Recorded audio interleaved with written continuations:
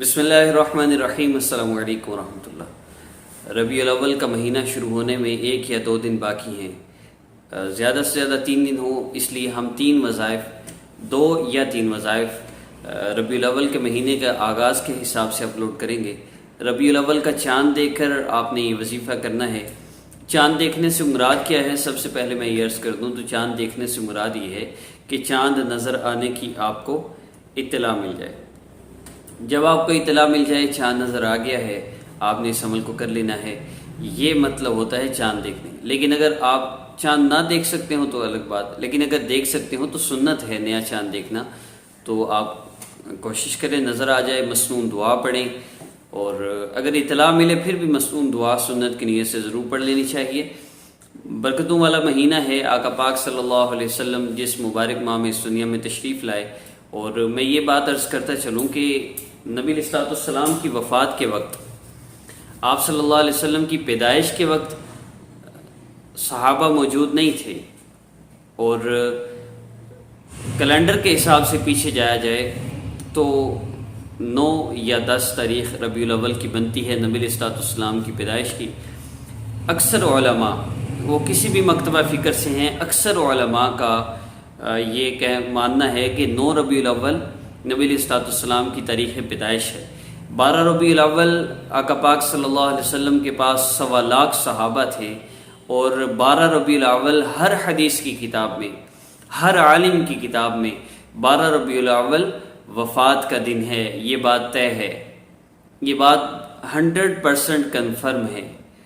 اس لیے کسی ایک تاریخ کو مخصوص کر دینا کہ 12 ربیع الاول یوم پیدائش، اب خود آپ سوچئے گا، آپ حیران ہوں گے کہ ہر کتاب میں، ہر عالم کے پاس اور ہر حدیث کی کتاب میں نبی علیہ السلام کی تاریخ وفات 12 ربیع الاول ہے، تو کیا 12 ربیع الاول نبی علیہ السلام کی دنیا سے پردہ فرما جانے پر ہم خوشیاں مناتے ہیں؟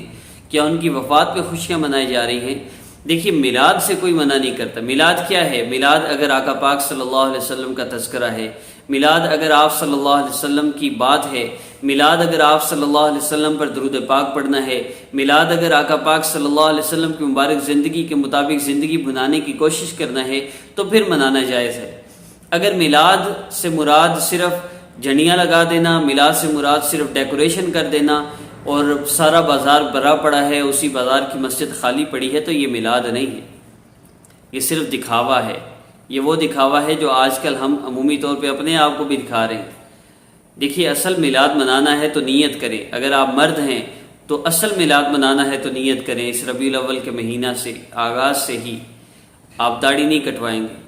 اگر آپ نے میلاد منانا ہے، آپ عورت ہیں، تو نیت کریں کہ آج کے بعد میں آپ صلی اللہ علیہ وسلم کی بیٹی ہوں، میں اپنے نبی کی بیٹی بن کے دکھاؤں گی، میں آج سے پردہ کروں گی، میں آج کے بعد نبی علیہ السلام کی کسی سنت کو نہیں، ربیع الاول کے پورے مہینے میں ہر دن ایک نئی سنت پہ عمل کرتا چلا جاؤں گا۔ اگر میلاد منانا ہے تو آئیے، یوں منائیے، لیکن اگر آپ نے جھنڈیاں لگا کے اور ان ساری چیزوں سے میلاد ثابت کرنا ہے تو ویسے ہی آپ یوم وفات پہ یوم پیدائش منا رہے ہیں، خوشیاں منا رہے ہیں، تو پھر کرتے چلیے۔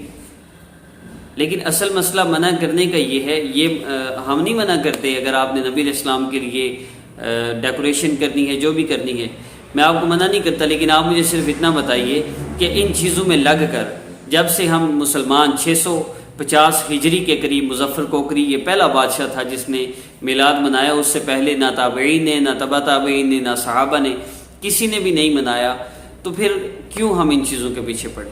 اصل مسئلہ یہ ہے کہ ان چیزوں کے پیچھے پڑنے سے اصل حقیقت جاتی رہی۔ نبی علیہ السلام کا میلاد تو منا لیا، لیکن سارا سال نمازیں چھوڑتے رہے، بعد میں بھی اب چھوڑ دیں۔ نبی علیہ السلام کا میلاد تو منا لیا اور تیار ہو کے جا رہے ہیں، شیو کروا کے اور داڑھی ذبح کرتے ہوئے نبی علیہ السلام کی سنتوں کو نالی میں پھینک کے جا رہا ہے میلاد منانے۔ لعنت کے مستحق واقعی ہیں ہم، اگر ایسا میلاد ہم نے منانا ہے۔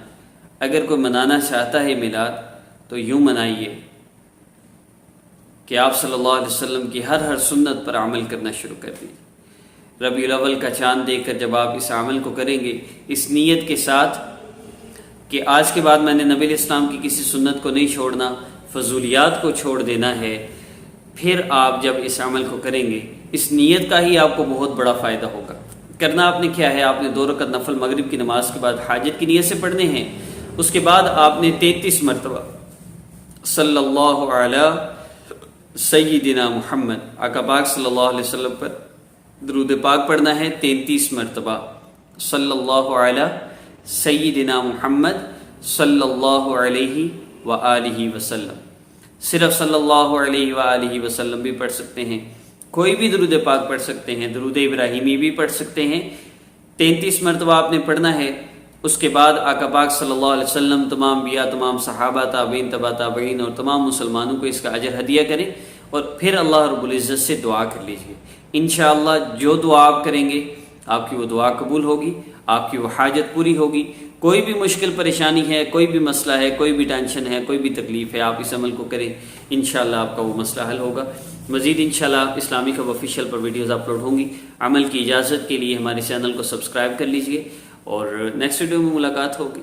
1، 2، 3 ربیع الاول کا وظیفہ، پھر 4، 5، 6 کا اور 12 ربیع الاول تک انشاءاللہ وظائف خاص طور پہ اپلوڈ ہوں گے. اپنا بہت سا خیال رکھیے گا. السلام علیکم ورحمۃ اللہ.